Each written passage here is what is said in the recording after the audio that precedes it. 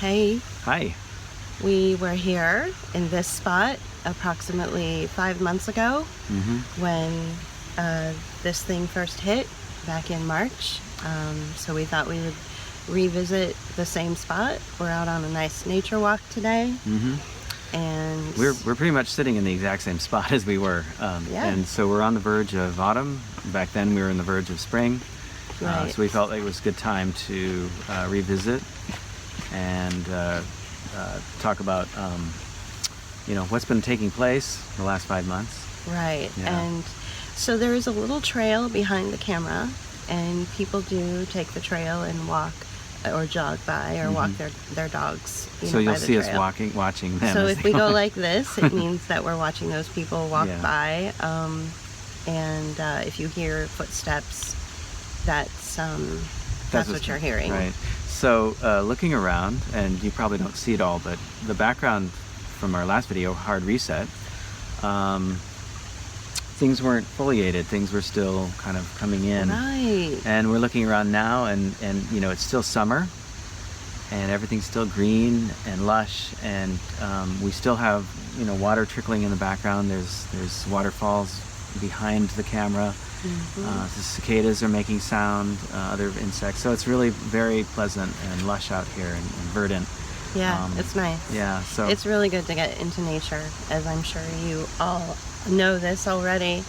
What we wanted to do was use this time to reflect on what we've learned over the last 5 months. And boy, have we learned a lot.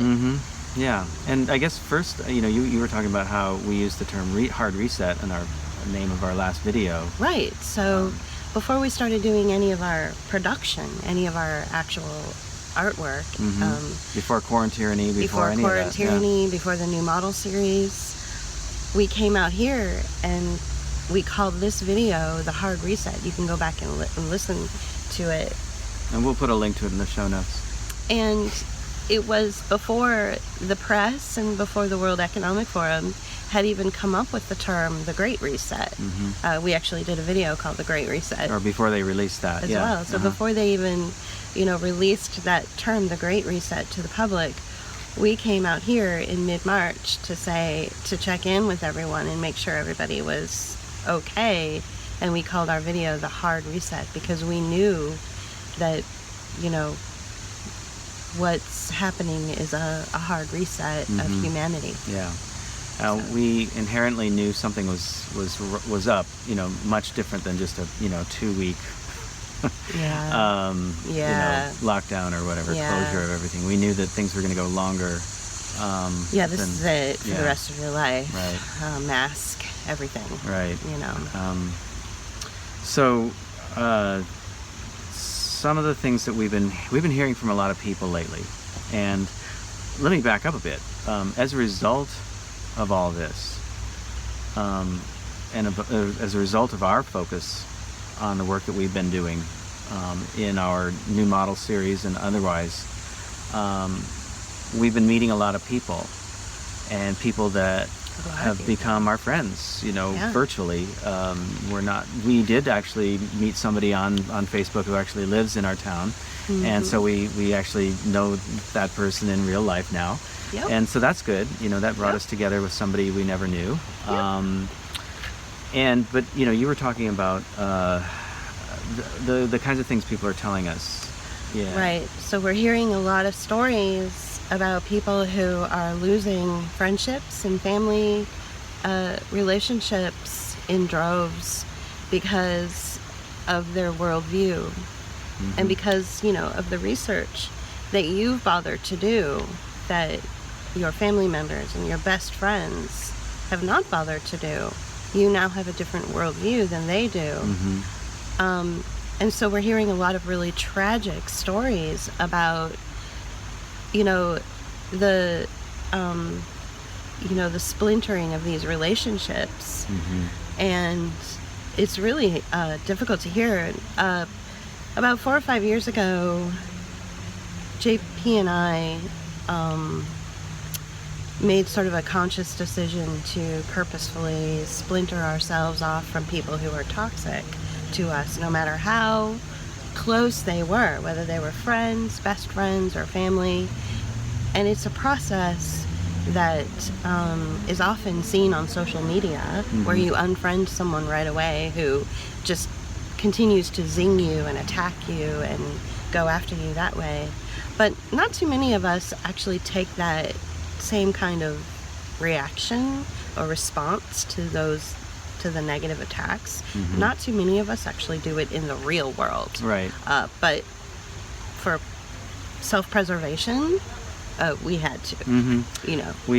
So we've been in this process, like Julie said, for the last 4 or 5 years. So in some ways, we anticipated some of these things going on. Right. At first, it was Julie doing what they call going no contact with her own family.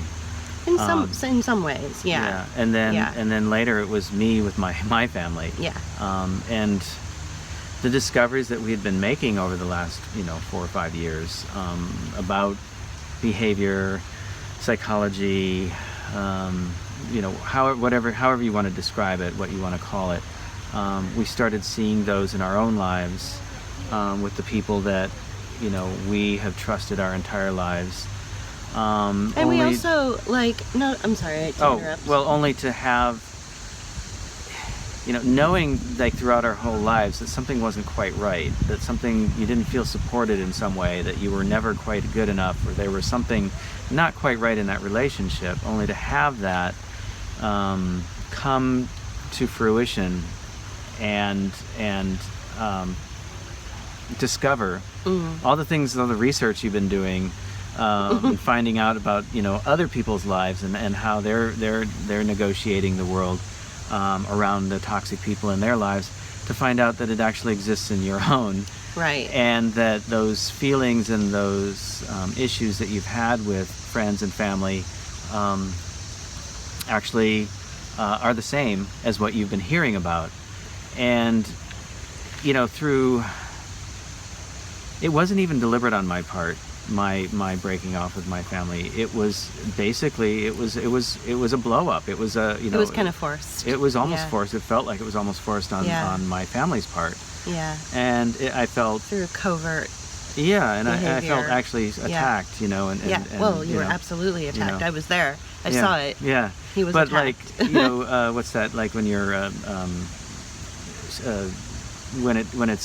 when you don't expect it. Right. It was completely out of the blue. Right. Exactly. Totally unexpected. It was a holiday thing, so we were just, trying to have an enjoyable, peaceful holiday, and there was some really weird tension, some really weird psychic tension that you can't quite put your finger on. You don't know what's wrong. You know that there's a lot of shit going on behind the scenes with his family's lives. There was some serious shit going down with them, and I wasn't aware of, and that he wasn't aware of. And so, as usual, there's always a designated scapegoat in the family, right? Right. So as usual, I saw it clearly, because having been the scapegoat and the one to dump all the shit on, right. I saw that they were scapegoating him. And so once there was a big blow up, I was like, okay, we're done. We're gonna go to a hotel. And we were able to salvage actually a really nice Christmas. Yeah. We were able to salvage a really nice Christmas without them. Right. It was really nice. And Julie's final, breakup with her with her, at least, part of her family, most of her family, was around the time of our wedding. Yeah. Before we got married. A nice FedEx from my mother that said, "I will not be attending your wedding," and I've never had words with her since. Yeah. So. Yeah. That's really all that you need to know. Yeah. Who doesn't attend their daughter's wedding? Right, Come on, exactly. So this has been a process, and before I turn it back over to you, because you had a thought, and I wanted you to go back to that. I wanted to say too is, about 4 or 5 years ago, when this process started with us, we had actually made a conscious decision to get away for a weekend. Which was sort of I don't know if we called it a reset, but we did call it a retreat. Yeah. It was a personal retreat. Yeah, and we went to the central coast of California, San Simeon, California, and just to get away and get some perspective on where we were, and we basically came up with a 5-year plan. And part of that plan was to come here to where we are, not necessarily to come to Pittsburgh, but to find a place where we could move to and settle in a new situation. Right. So we had a list of criteria that, and so, this whole situation, you guys, we have been preparing for psychologically, emotionally, financially. In some ways, it's difficult. Yeah. Well, as best we can, as best we could, we prepared financially for something. We didn't know what it was going to be. We knew there was going to be a breakdown in the economy. Right, but we didn't think it was going to be this. We didn't know that it was going to be a breakdown of society and that it was going to be an absolute closure of humankind, because that's what's happening right now. Right. So going back to this comments and these, messages that we've been receiving from people that say, you would not believe, people who stood up at both of my weddings have, that I've known since grade school or my whole life, and I'm in my 50s, have decided, to break ties with me. This is devastating. So I'm reading these messages from people, and it's really devastating. And so, we're not here to tell you to just forget those people and forget about them. You do what's best for you, obviously, but always know that you have new friends. Yeah, we're here, and we listen and we talk to you, and we like you. We think you're brave. We do, and here's you're really brave. And something else we've been. Yeah, there's some of you out there who are much more brave than we feel. Than even we are. Yeah. But I'm nervous because everybody walking by is wearing a mask. Yeah, we. I'm feeling much more nervous about this one than the one we did 5 months ago, because there were still people not wearing masks. Right. And now everybody's in a mask, and it's really scary because they're busy judging me. They don't know that I have weak lungs and that if I wear a mask I pass out. They don't know that. All they're doing is judging me. Yeah. It's scary. It is, and you hear people muttering under their breath under the mask. I mean, they don't even have to mutter under their breath anymore. It's their mask, They mutter under their mask, and they're mean, and not human beings are not one size fits all. And I get that, and I respect their choice. I mean, that's their choice to obstruct their airwaves and jog and bicycle and run around with a mask on. That's their choice. And that it works for their health and it works for them. And I'm okay with it. So why are they mad at me that if I put on a mask, I get something like vertigo? Like I start tripping over everything. I've bumped into things at the grocery store, knocked bins over, bumped into people, like all the things that you want to avoid in this whole era of COVID, of social distancing and keeping people safe. All that stuff flies out the window when I put on a mask. Like there's a lot of trouble around me, like trouble swirls around me when I put on a mask, because I'm so like clumsy anyway.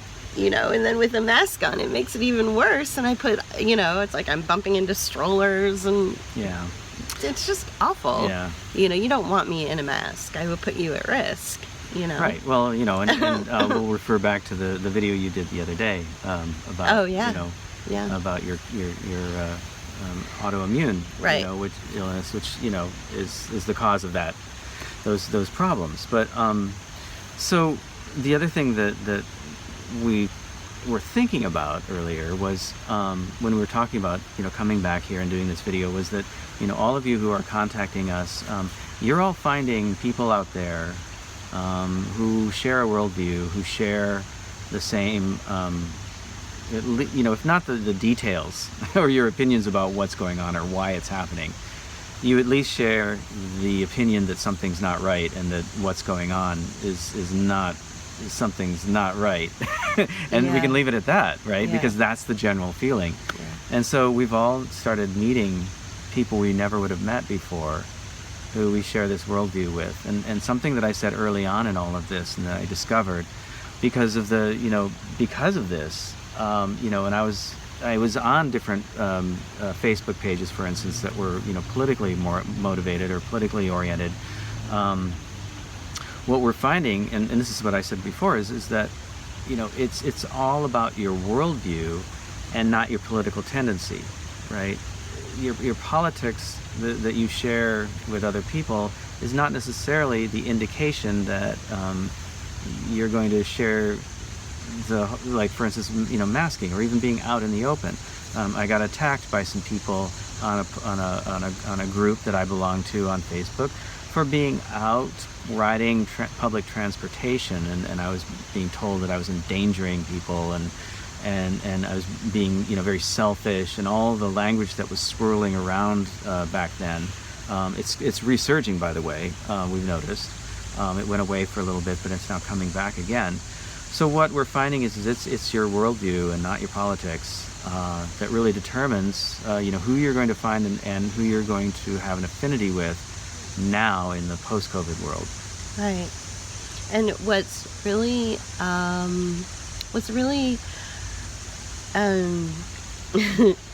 exciting and what's really amazing to see is all of the hundreds of thousands of people that came out in London and Berlin on August 29th, and they all believed the same thing. They were all like, look, there's something wrong here.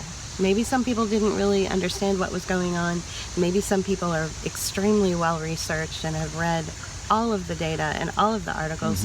And you all had an opportunity to come together in Berlin and London and Ontario. Yeah. And I'm sure various other cities were coming out in solidarity with this. You all had a chance to come together and inform each other about, what it is you've discovered, and rise up together and find your strength with each other, because all of those hundreds of thousands of people have somehow been denied by their families, have lost friendships, and so now they have cultivated a new wave of connections that you might even be connecting with people that in a million years you never thought you would connect with. Right, yeah. Yeah. Well, we've certainly noticed that about ourselves. And going back to the whole, no contact thing, the saddest part about, the no contact rule is that a lot of people have gone no contact with their family because of their differences in their worldview. But the saddest thing, and for me personally, is that my mother has the exact same worldview that I have. She is completely and totally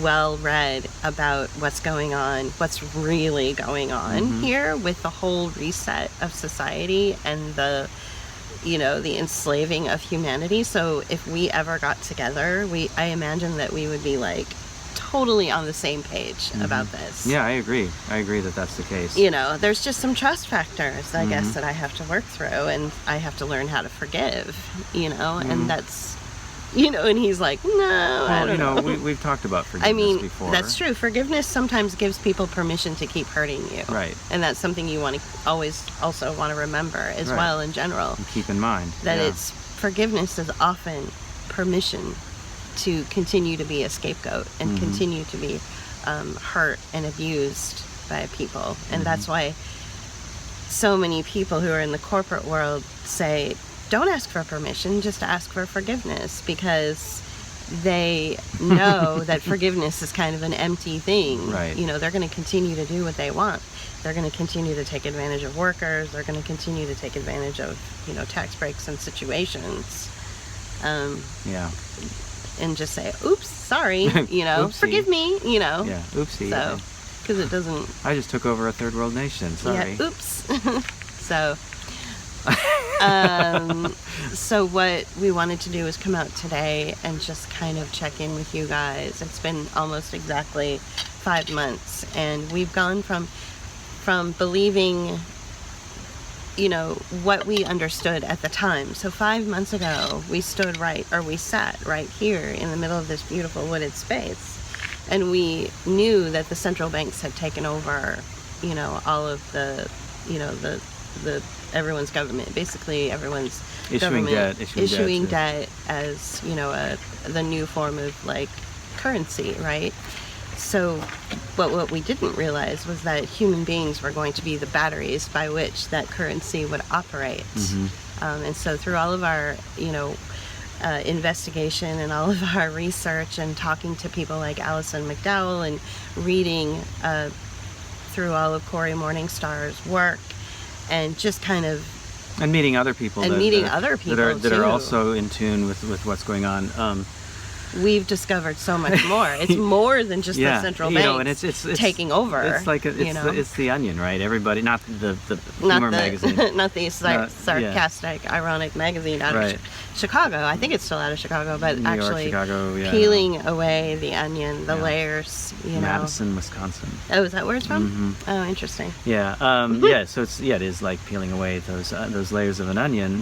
Because the more you find out, the deeper you can get, and you find out even more, and we find these things through self-discovery as well as the discovery from people that we meet and talk to.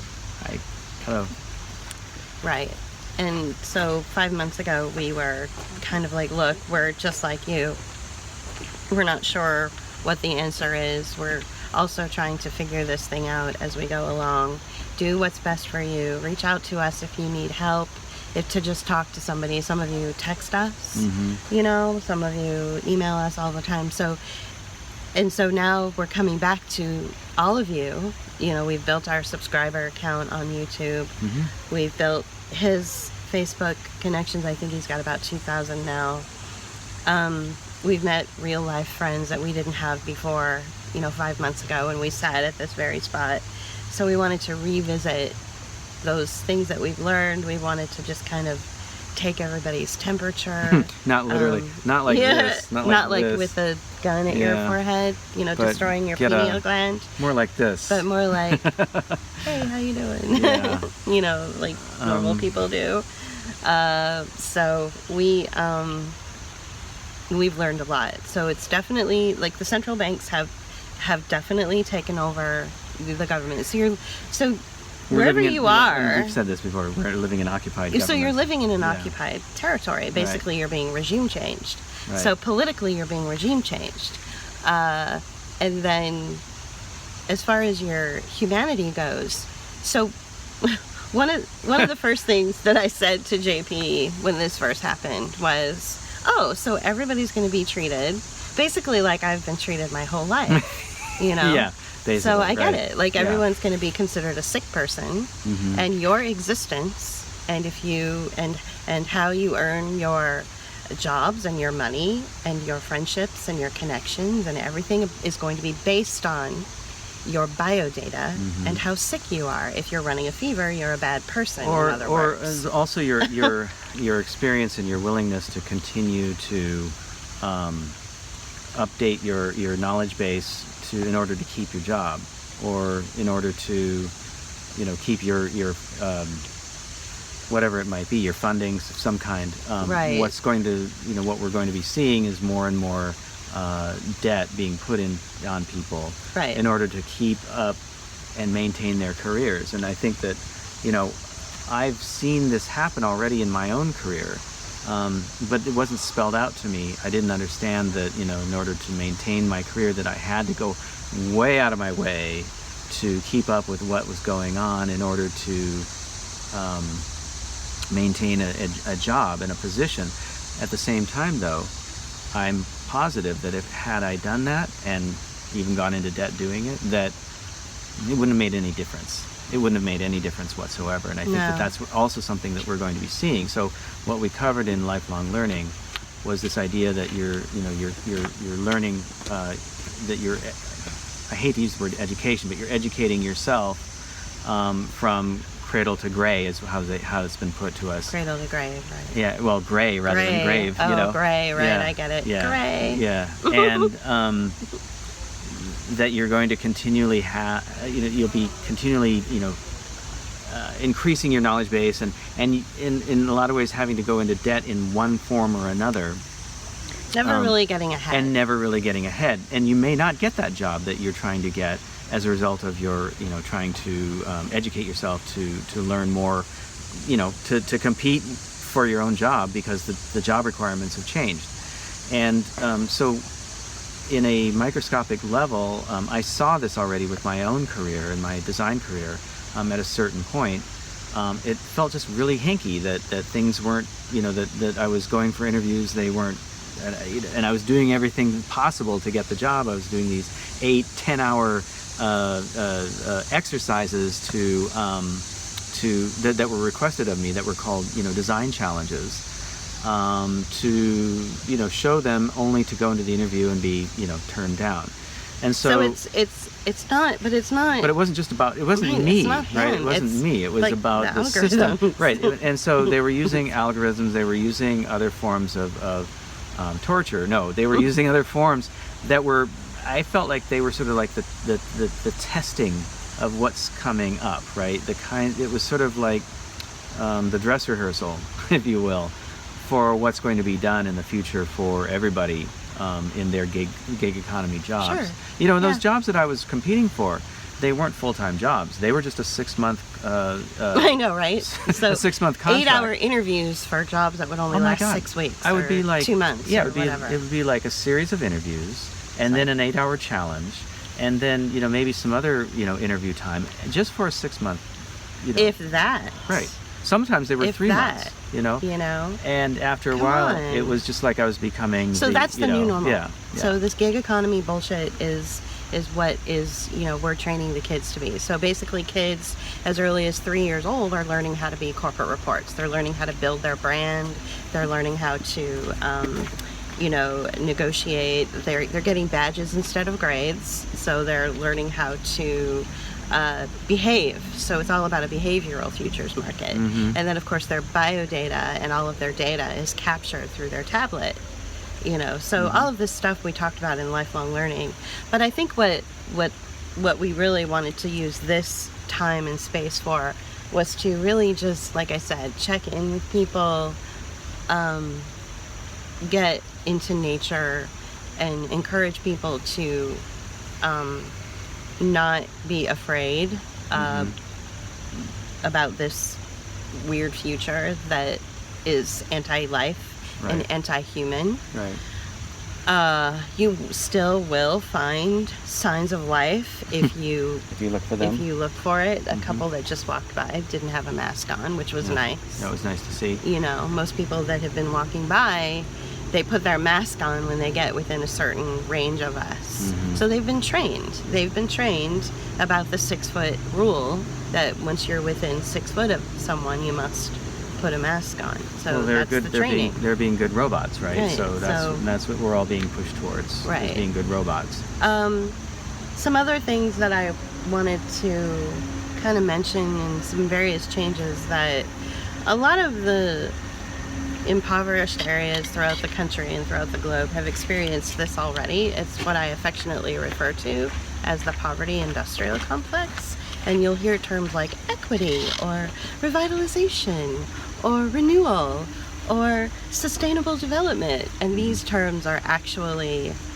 secret codes for, we're going to create nonprofits and non-governmental organizations that will receive a lot of money, but no change will ever really take place. In fact, you'll probably see an extraction of your of whatever sources are in your neighborhood. They will, and they'll hobble out roads. They'll take away, well, businesses. Right. So they'll basically create services that will either, how do you put it? They appear to do something for the community, but they basically make money for the organizations, and they basically lots of marketing, and they basically leave people short and of like what they really actually need. Right. And there's a lot of that in our community. And you can see it, like, at a microscopic level. There's when we made this correlation, we were talking to somebody who is a sociologist or a cultural anthropologist. That's what it was.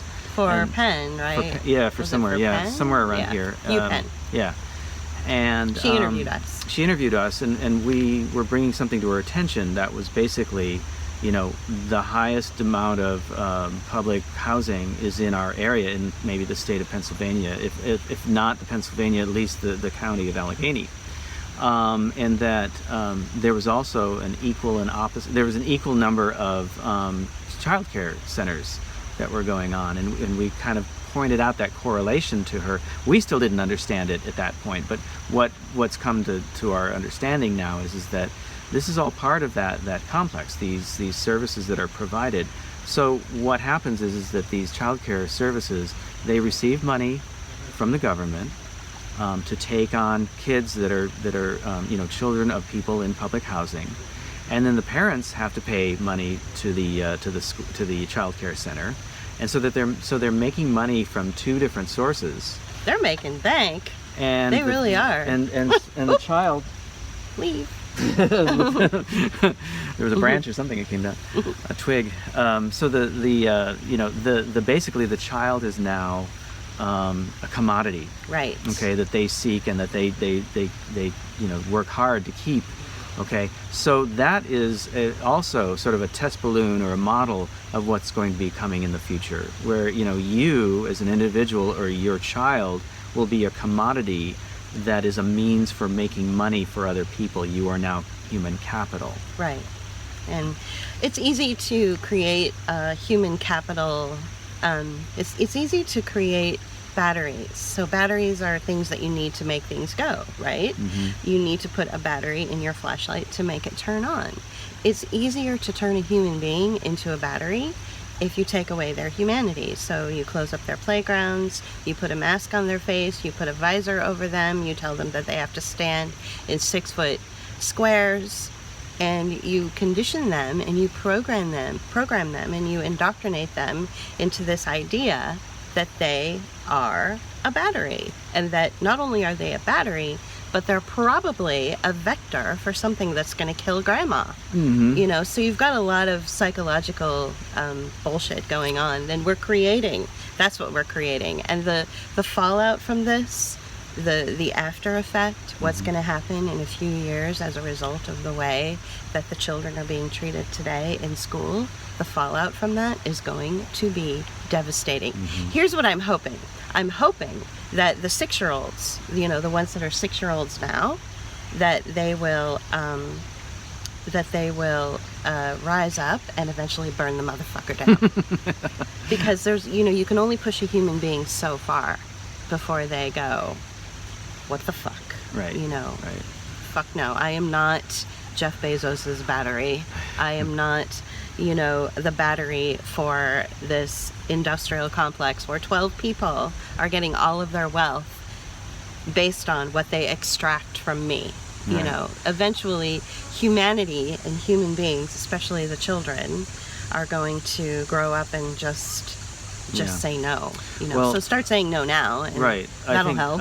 One of our friends, and I can't remember who said it exactly, but they were talking about, it might have been Guy, talking about the first industrial revolution. It took a generation, at least, after the beginning of the first industrial revolution, to, if not 2 generations, to get effective trade unions and unions, worker unions, in order to counteract the effects of the first industrial revolution on people, so that they weren't working 16-hour days, right. 7 days a week, 8 days a week, right. And it took that kind of time for that kind of organization to take place, and I have a feeling that we are not going to see that change. We're going to see the negative effects. We're going to see as what's usual, being Generation X. What I'm saying is the fourth industrial revolution is going to bring about changes that are going to alter our society in ways that we never imagined. That it's going to take at least a generation. So the 5th industrial revolution. Well, the counteraction, will be the thing that the 4th industrial revolution, trade unions, if you will, right? I see. The counter. Yeah, the counter to that. Countersurgency to all this. Well, that's an interesting way of looking at it. Yeah. Sure. So it's going to take that that time in order to the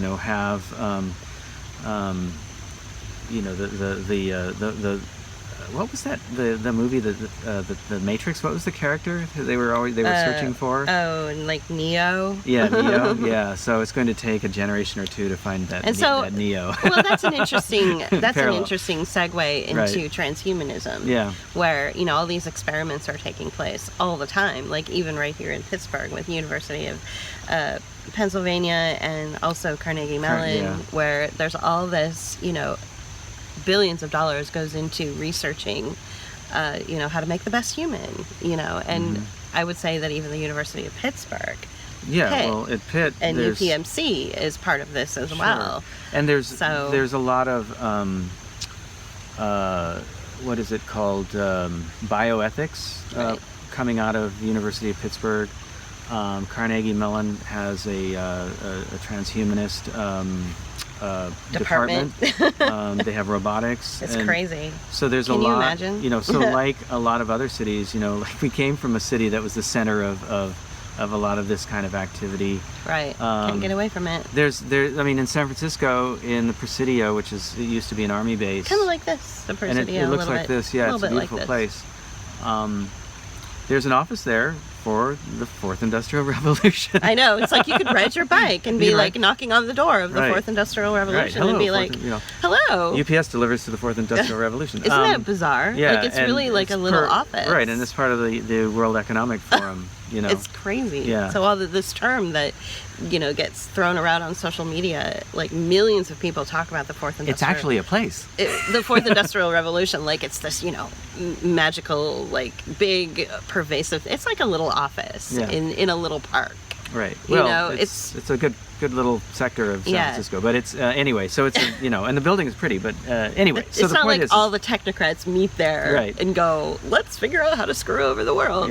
Although in San Francisco, I'm pretty sure that they do that anyway. Yeah. There they use coffee shops, but they use coffee shops. I know. I've overheard those conversations in coffee shops in San Francisco. I've literally been there, like.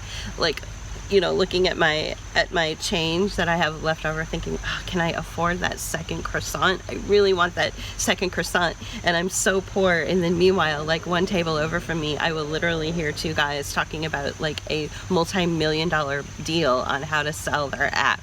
Right. Like, gee, which company should we sell it to? This one that's offering, 3.5 million, or this one that's offering like, 5.2 million? Well, with this company we got that, and I'm just like, I can't even afford a croissant. Like, what is wrong with this picture?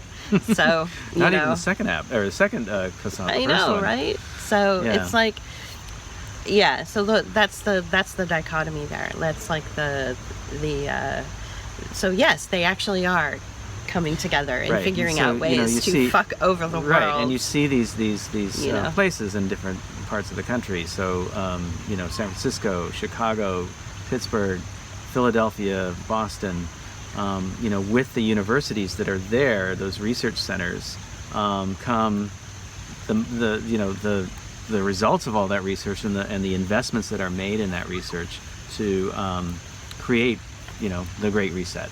Right. And just, what's interesting is I just thought of something, like going back to what I just said about overhearing conversations. This is why everything is shut down, and this is why you have to socially distance and put on a mask, and why Starbucks is like, we will absolutely not serve you unless you wear a mask.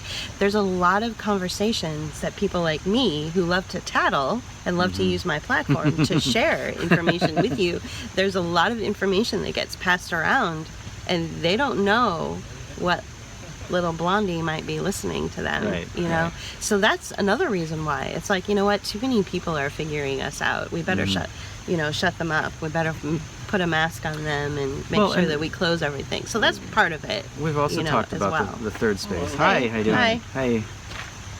Yeah, the third space is a place where, is coffee shops, it's cafes, it's diners, it's where old men get together and play cards and talk about, bucking the system and how they're going to help each other out, and or whatever it might be. Some of the greatest discoveries of modern life have come from the third space. Right. And the capitalists and the technocrats cannot have that. No.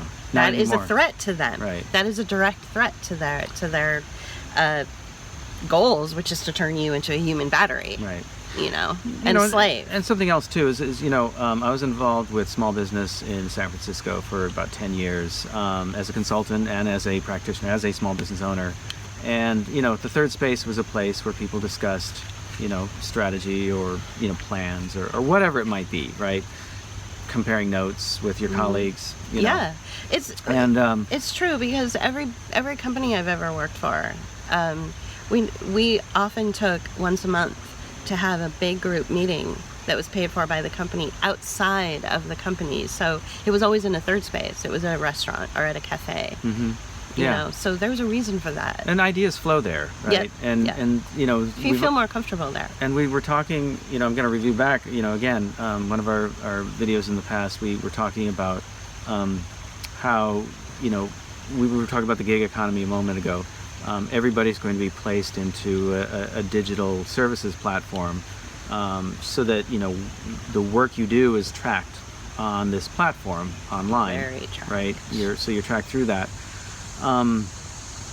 When you are a small business owner and you're working for yourself, and it doesn't matter if you're a consultant, a barber, a handyman, whatever it might be, selling essential oils or out whatever, of your little shop, that kind of work does not apply itself to a platform of that nature. The maybe DSPs, maybe right. Now with the like TaskRabbit and things like that, now handy persons will go through TaskRabbit and things like that, but everything, I guess, is what I'm trying to say is this is going to be filtered through that. And so the small business owner that is on their own, or self-employed person who's on their own, and meeting with other people in public spaces, that had to go away, because they can't, the technocrats and the ruling class billionaires, they cannot have us comparing notes. They cannot have us continuing the life that we once had if they want to direct us into the life they want us to be in, right? Right. They want us to be those batteries, and the only way that they can do that is to control us whole cloth, basically. Basically. Yeah, and it's a very difficult conversation that you have to. People don't quite get it because it is so nuanced and because it is so complicated, and we've had to have it with people many times, and we've talked about it so many different ways. We're finally starting to understand it. I feel like I can finally start, talking about it in a more comfortable way. But even now, I'm just going on and on and on about it. Right. And it's hard to, get it down into an elevator pitch. You repeat something enough times, and Yeah. eventually it'll click. Right. Like that's a basic, tenet of teaching, right? Right. Yeah. Yeah. So I think that another thing that we've discovered over the last 5 months since the first time we sat here and talked to you was another thing we've discovered is the COVID bucks, the COVID money. Yeah. So I think this is a really important thing that will help people understand why they're feeling so confused about why some places are like super chill without a mask and other places are being like really super strict. Mm-hmm. The CARES Act, gave a ton of money to various businesses, and I'm sure Starbucks, which is a corporate entity, got a huge chunk of that pie. And in order to qualify for that loan or that grant or whatever that money is, in order to qualify for it so that they could keep their shops open and continue to pay their employees, their essential employees, in order to qualify for it, they had to follow very strict criteria, which is that they had to, put up all their chairs. So I don't know about where you live, but in Pittsburgh, there are no coffee shops that you can actually sit inside. All the chairs are like, wrapped up in police tape, sitting on top of the tables, right. Just kind of taunting you. It makes me want to go in and cut it and take a chair down and sit in it. I know, right? But forbidden chair. But so that's part of the criteria for qualifying for your loan or for your grant is that you have to put in the proper propaganda and signage in your window that says we will not serve you without a mask. You also have to roll up your chairs and nobody can sit inside. So there's all this criteria in order to make the loan. There are some companies out there that are like, yeah, I don't really want the loan. I don't really need the loan. I'm either too big and I don't need the loan, or I'm too small and I don't want to take the loan or the grant or whatever. I just want to cater to my, customer base. And at that point, in the You know. smallness, in the small areas, it comes down to, again, worldview rather than Right. And so then it just depends on, so that's the answer to that. So it just depends on how much money they've taken from, the COVID loans and the COVID grants. I can guarantee you that if you go into a place and you really did a little investigation, you would see, oopsie. Okay. I did that the other day too. It fell. It hurt my knee. So I can guarantee you, if you go into a place, especially like a corporate department store like a Target or a Costco, and they're being especially like fascistic about, a mask, and they have a guard at the door or somebody at the door handing out masks, they're hired through the COVID loan. Like, the COVID money goes to that person's salary. Like, they have to have that person standing there in order to qualify for their COVID money. Right. Whereas, like, places like, and we've said this already, places like Walmart, they're like, we're already rich. We already screwed over the population. They want you, yeah, I know, exactly. They want you to wear one, but but if you you can the exemption applies, right? Right, exactly. And so we've talked about that and how the signage, like, for instance, there's no sign at the Family Dollar, for instance, and they do not insist you wear a mask in there. Sometimes you want to, with all the plastic off-gassing in those places. Yeah, sometimes I have to, anyway, because there's a lot of off-gassing. There's another store in our area, the grocery chain, Aldi. It clearly says if you have an exemption, you don't have to wear it. And so, that it's nice to see that, because I go in there without a mask and everybody's wearing one, but nobody harasses me or and says nobody anything goes to me under their breath like this guy just did who walked by. I went, fucker. He went, and it's always people who have money and have a job and have an income that are the most oppressive and the most shaming about this. It's really strange. And which is why this whole experience is really a class thing also. It just, like we said before, you're peeling away the onion and you're getting rid of the different layers. I would say, and a lot of people can disagree with me if you want, but at the very core of that onion, the very thing in the middle, the very heart of it, is class war. And class war comes down to, well-off people and privileged people shaming poor people and making sure poor people know that, they're in their place. We have been told by people who have, money, like they've never ever been in any kind of financial situation where they're wondering where their income is going to come from, like we constantly are. We have literally been told by these people to stop with Book of Hours, to stop talking, to stop broadcasting, and to stop creating our creative or making our creative content. We've been told by those people to stop. We have been told, oh, well, we're not going to support you. They have enough money that if they gave us $5,000 today, it would be nothing to them. And it would make a world of difference for us. Yeah. We could continue to pay our bills and pay the lights, pay the electricity so that we could have the internet access. Replace an aging computer. But because of their worldview and because it's a class war, it's a class, it's literally class war. They're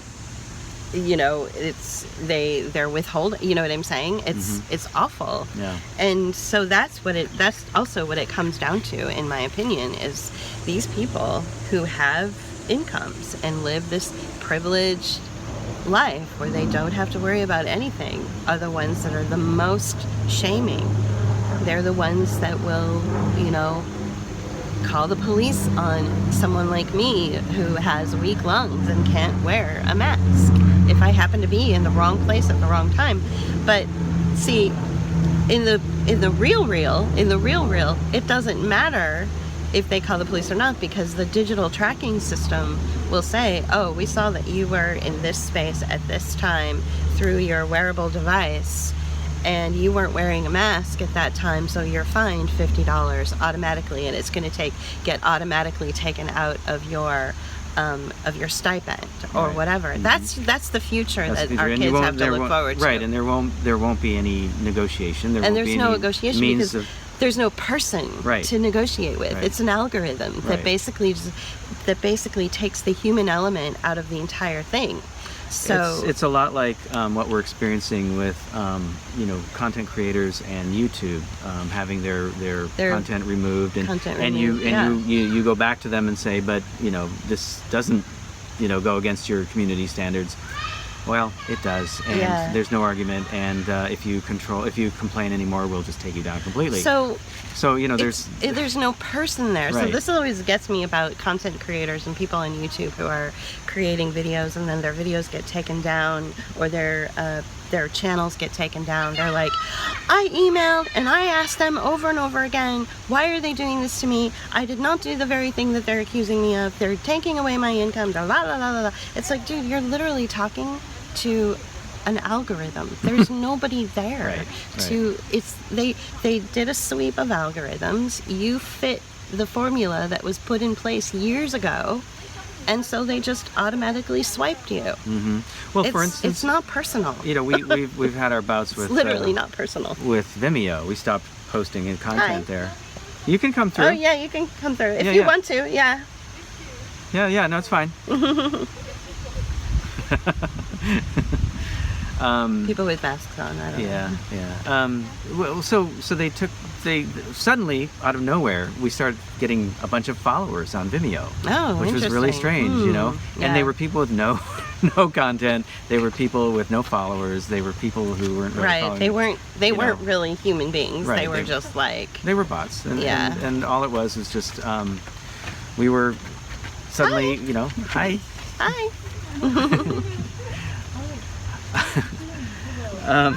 They thought that we were recording that way, so they were like looking up at it, and they were afraid they were going to get in the way.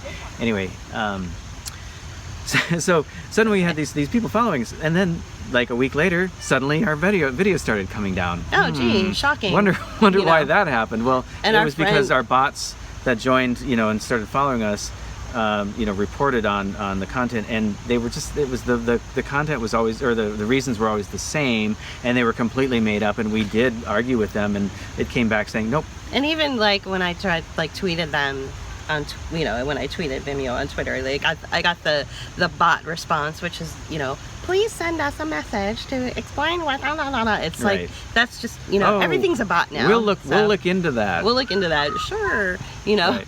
So the and our friend in Canada basically reminded us, she's like, you idiots, you're basically paying, because it's a service that you have to pay for, Vimeo is. Yeah. You're basically paying to be censored. Right. You dummies. So, well, I mean, yeah. this happened 6 months after we had renewed. We're novices and over here. we've been working with them for like 3-4 years, and this is the first time this has happened. Of course, now this is the first time we put up controversial material. It's not or controversial, content, but it's not though. controversial. It's to them it is. Yeah, and it's not, though. And it's not, and they obviously took the COVID bucks as well. Oh, we yeah, thought for that sure. we'd be protected by the fact that because we're paying a right. subscription and that's fee. not the case at all. No, it doesn't matter if you pay. And so again, let's translate that into what a lot of people are saying about customer service. Right, yeah, exactly. And it's gone away because... Right, and but wait, I'm paying for a service, I'm paying for goods, and I'm being treated so badly. And it's like, well, it doesn't matter because I really don't need your money. Right. They don't. Yeah. It's not about customer service anymore, and so there's so much that we've discovered psychologically, emotionally, biologically, financially, economically. We haven't even gone into like the government aspect of this. Yeah. It's 5 months I feel like my brain has like expanded, Right. It's like we have discovered so much. Your governments have basically been occupied by corporate interests. Mm-hmm. And those corporate interests represent the interests of a global market. So what we're going to do, we'll wrap this up because we're almost at an hour, so we'll wrap this up. For our next video, what we're going to do, it's going to be called Multi-State Coalitions.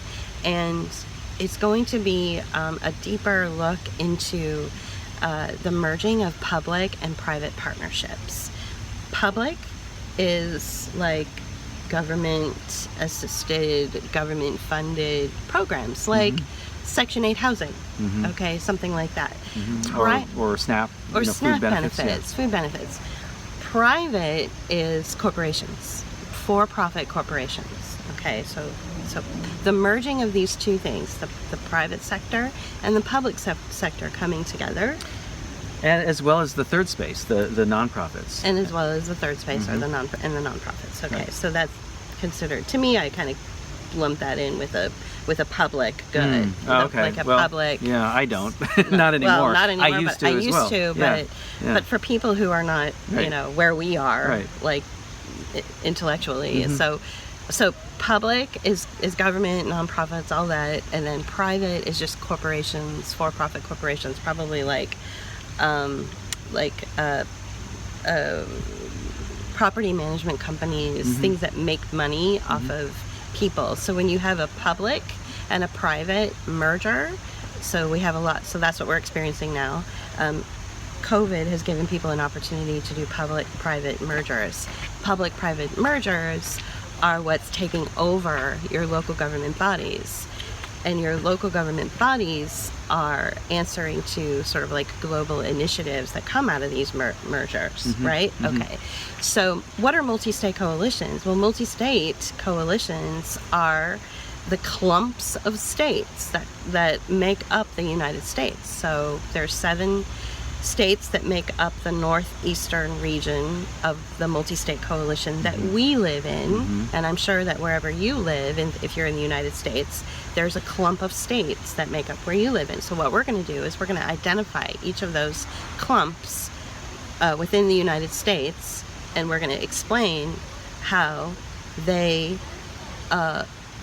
impose their regulations and laws, and and all, whatever, and how you live your life. Right. They impose all that on the citizens that live within these coalitions, based on a government, based on a global Global governance. Yeah.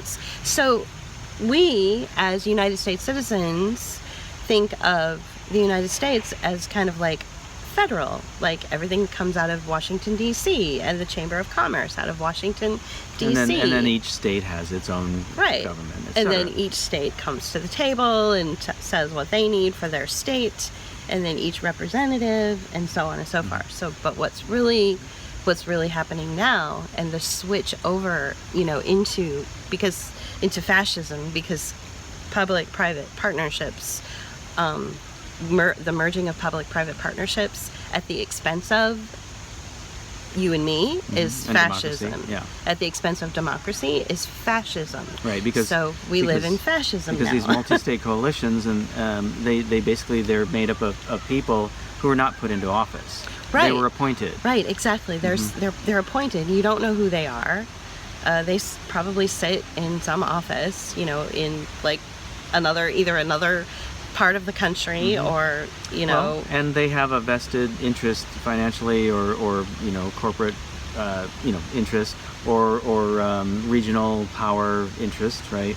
And that's basically what their participation in that coalition is, right? It's not about representing people. It's representing corporate interests and government interests. That's right. So it has nothing to do with representing your interests. And as we said in communitarianism, they create this community, a community of which you are not part of. Right. So, and we're starting to see this already. I mean, early on, when you saw Cuomo and these other, governors coming together and talking, or Gavin Newsom talking with, Oregon and Washington. These are coalitions that are being put together, and as Julie pointed out before, with this global governance, you get global government, you get regional government, and then you get local, and so right. the rise of the mayors in the big cities' power, right. Is also part of this. So right. if you're wondering why suddenly all these mayors have a lot more power right. than they used to, like Lori this is Lightfoot why. Right. being so draconian in her, outward in her really fascist statements against the people of Chicago, Same thing with, Bill Peduto in Pittsburgh. Same thing with London Breed, especially in San Francisco. Yeah. So all these mayors are these like little mini Hitlers.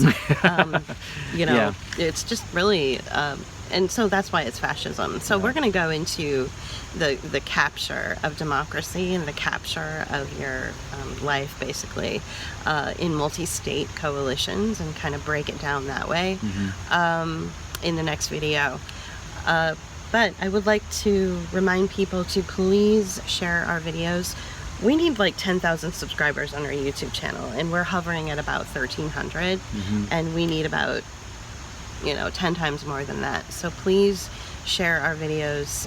The quality of work that we do, as we mentioned in our latest bookmark, it far surpasses most of what you'll find on YouTube. It's really well researched, and plus we use all of our we use a lot of artistic elements. We in our own personal backgrounds, his with design and mine with marketing. So we're creating content that is really original and really fascinating, and you get an experience when you watch our videos, and so please share our videos around so that we can develop more subscribers. And also, we believe, I want to end this on this, and this is something we mentioned in bookmark as well. We believe that there will be a fall lockdown of some sort. Again, we believe it. We hope that we're wrong. We really hope we're wrong. We hope we're wrong for many reasons, including selfish ones. His minimum wage job will be affected by a fall lockdown. There's no unemployment benefits to be had, so this is why we had to start a Facebook fundraising campaign. We are really struggling financially with no income. So those of you who have supported us have our, eternal gratitude. Yeah, thank you. Like, it's literally... But it's time for others to step up too. Other people really need to step up, please. And it wouldn't take much for, the 1,300 subscribers to our YouTube channel could make a real difference with a 7 cents a day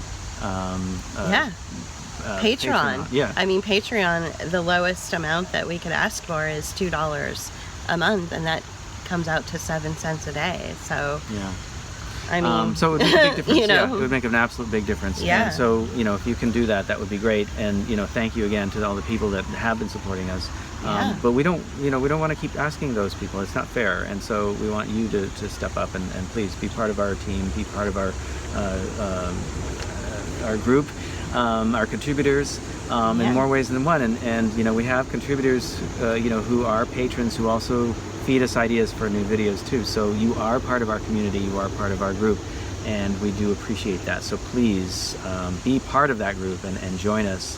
And as we started this video, we have found each other for a reason. As we started this video today here, we have found each other through means that we never would have thought of.